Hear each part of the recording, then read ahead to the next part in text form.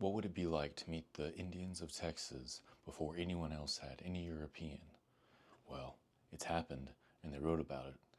So, in the late 1600s, the La Salle expedition, which is a French expedition, came to Texas and they landed on the Gulf. And they went from the Gulf up through the Northeast, up to the Caddo Confederation. And among the tribe were two brothers called the Talon brothers, and they wrote about their experience. The La Salle expedition was also recorded by another diarist, which is a totally different account, and that's the most famous one. The Talon brothers account is not very well known, but it is recorded in this published book, La Salle, the Mississippi, and the Gulf by Weddell. So I'm just going to read you the account of their encounter, the Talon brothers, with the Sinise, which are a member of the Caddo Confederation around here in northeast Texas, the piney woods. And they were horticulturalists, so relied a lot on corn, squash, and pumpkin and beans. But they had only been doing that for 600 or 700 years at the time. They didn't really start cultivation until around 1000 AD, but they quickly became very dependent upon that. It was probably about half of their caloric intake was grown from crops like those.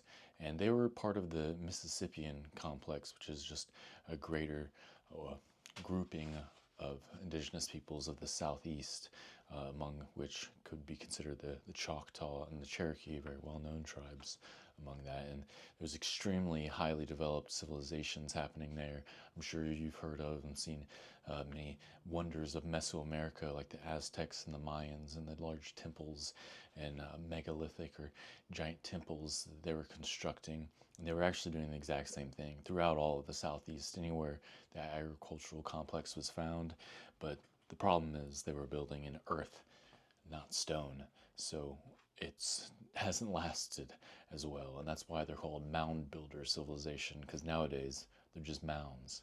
But back during the early Spanish expeditions, these mounds were actually like ziggurats is a better comparison to them. Very large structures which were shored up on the side with timbers and built to house the chiefdoms, the temples, in which they had many riches, freshwater pearls among them, but many wonders to be seen, like swords and bows lining the walls. And anyway, I'm getting way into extraneous details. I'm here to tell you about the Talon brothers meeting with the Sinise, but follow along if you want more stuff like this. There's many things that most people have no idea the indigenous peoples of the Americas were doing at this time. There's a popular idea of it. The land is mostly empty and being mostly hunter-gatherers, but they were quite impressive megalithic civilizations with very densely populated cities, more densely populated than London at the same time at the point of discovery.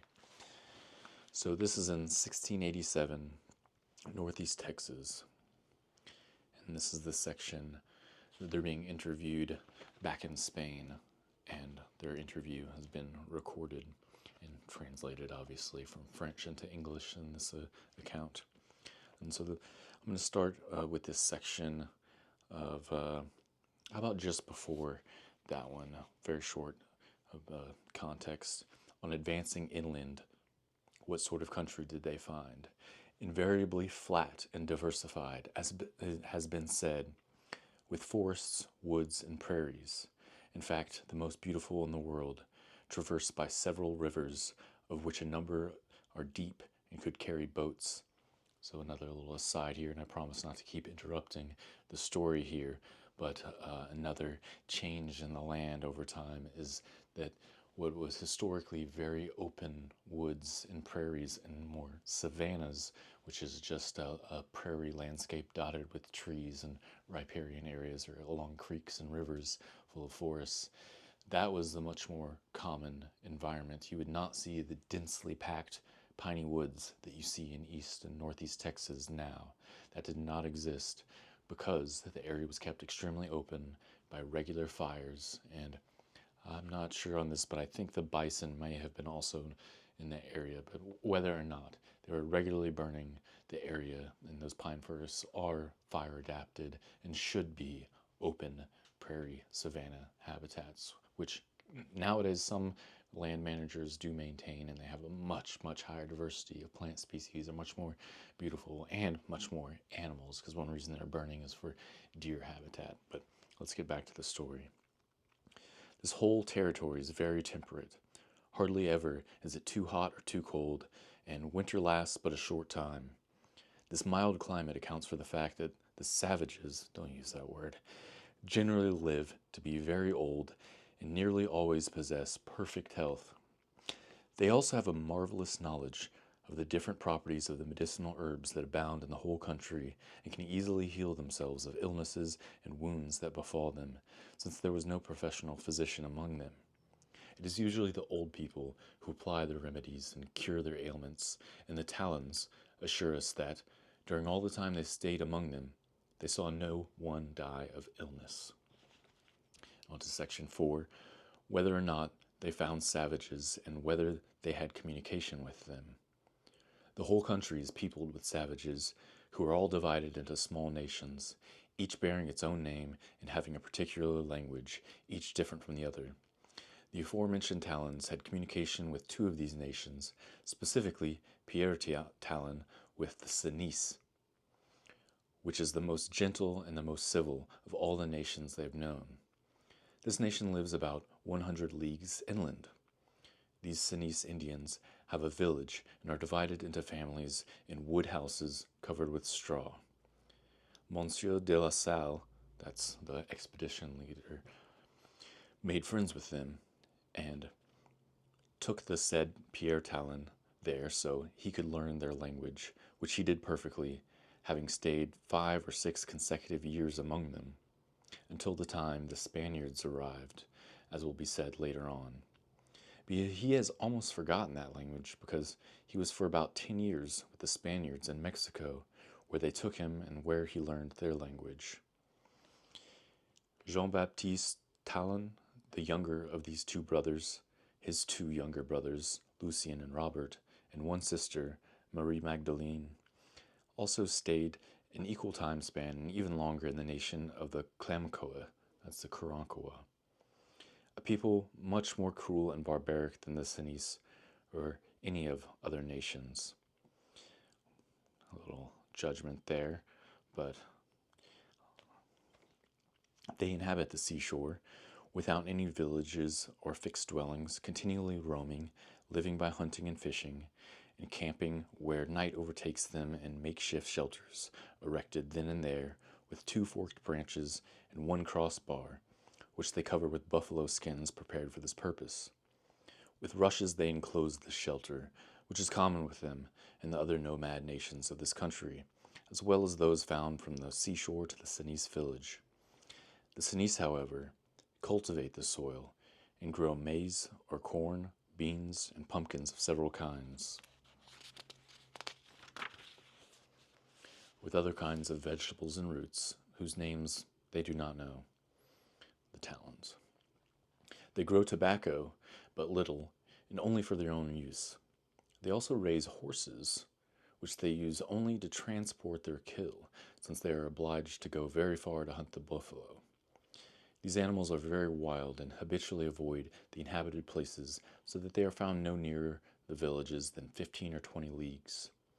These buffalo have such a sensitive sense of smell that they can scent hunters from far off when they approach from upwind and run away. So it is necessary, if one wants to catch them, to approach them from downwind. But once one succeeds in killing one in a herd, either with arrows or with gunshots, all the others surround it and stand looking at it, so that one can easily kill several more before they run away. This nation of the Cenis comprises about 1,000 persons and is one of the most numerous. About 12 leagues above the Cenis, going inland, there's another village whose nation is called Ione, it's a Hainai, of which Pierre Talon also has knowledge, having communicated with them. They are allies of the Cenis and have the same language and the same manner of living, but they are fewer in number. He heard them say that, farther inland, there are several other villages of diverse small nations. They knew of no other nation more numerous than the Sinise. He heard them say that there's another nation that is much larger, called Canotino. That's actually the Kinahotino, which is continually making war on them, which has no fixed settlements. All the nations that are along the seashore and up to the village of the Sinise are the most barbaric and cruel, and one can only trust them when they have proved they deserve it, and when one is stronger than they are. Well, who's doing what there?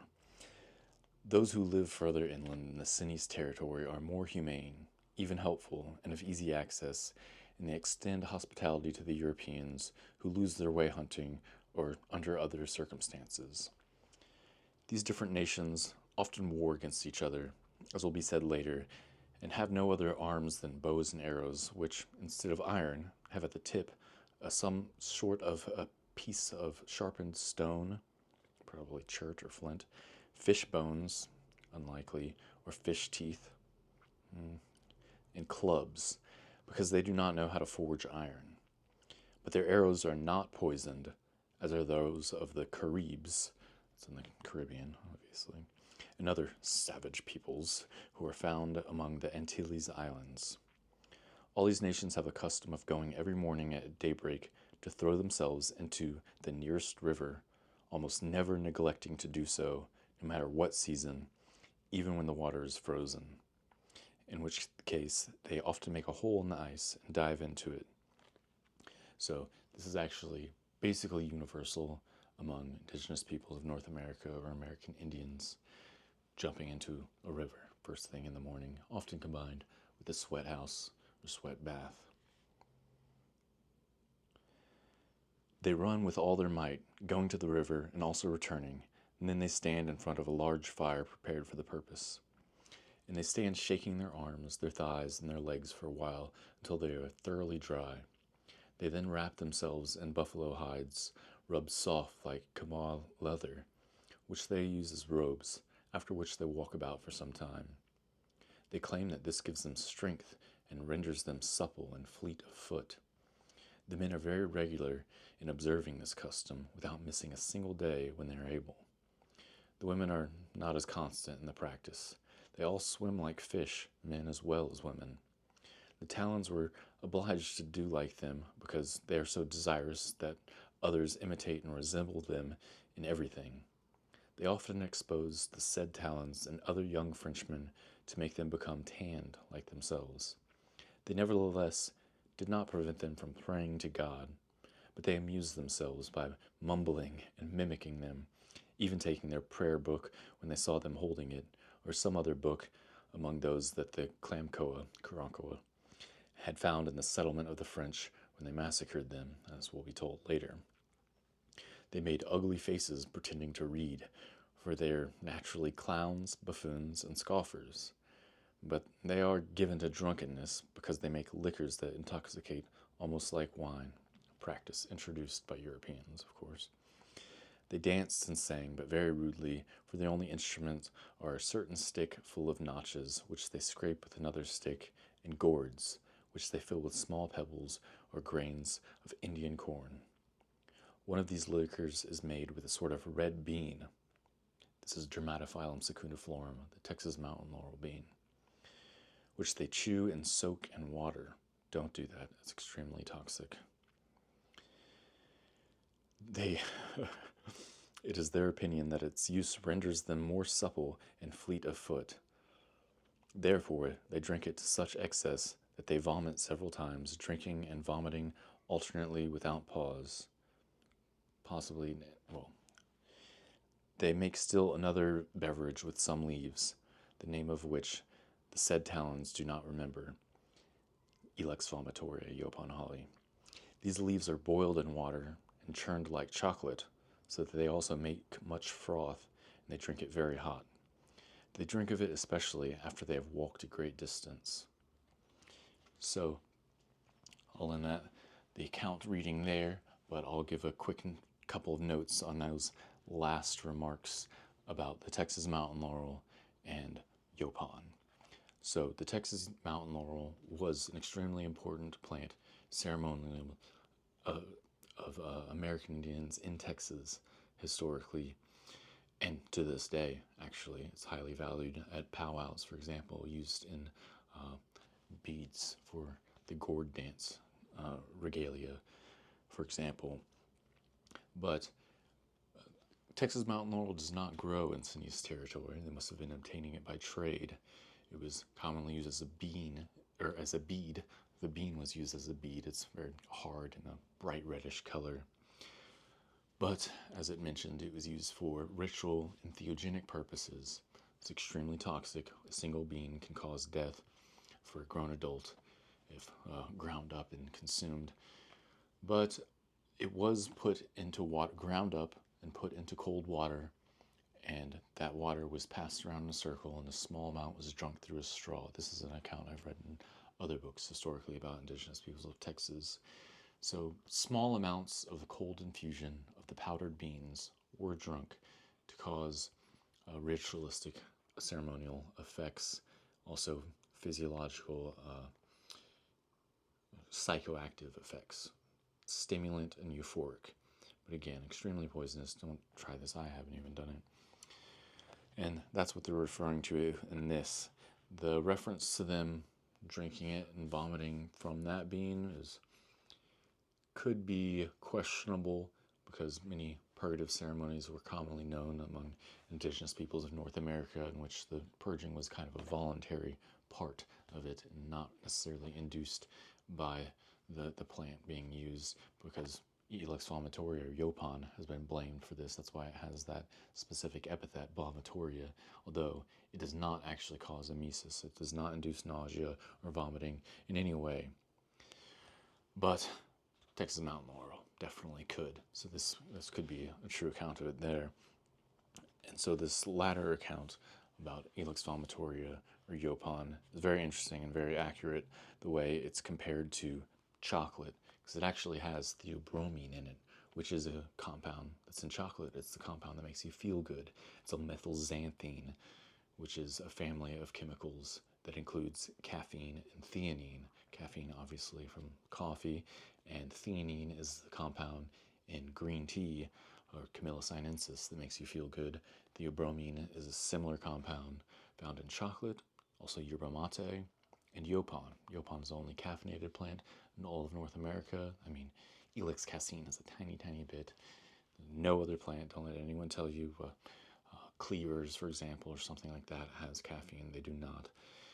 But Yaupon does have a good amount, but you have to dry the leaves, maybe even toast them, crumble them up, and then you boil them, because it's a rather weak decoction. You have to put a whole bunch in there and then boil it pretty good.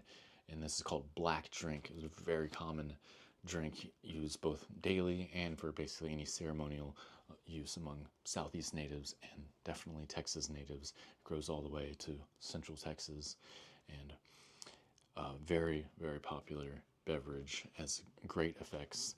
I think it's better than yerba mate, for example, but you do have to make it very strong. And this reference to it being churned like chocolate is also something commonly seen in the historical texts, where the decoction, which is just the leaf material in the water, was manually whisked or frothed to cause a foaming at the top.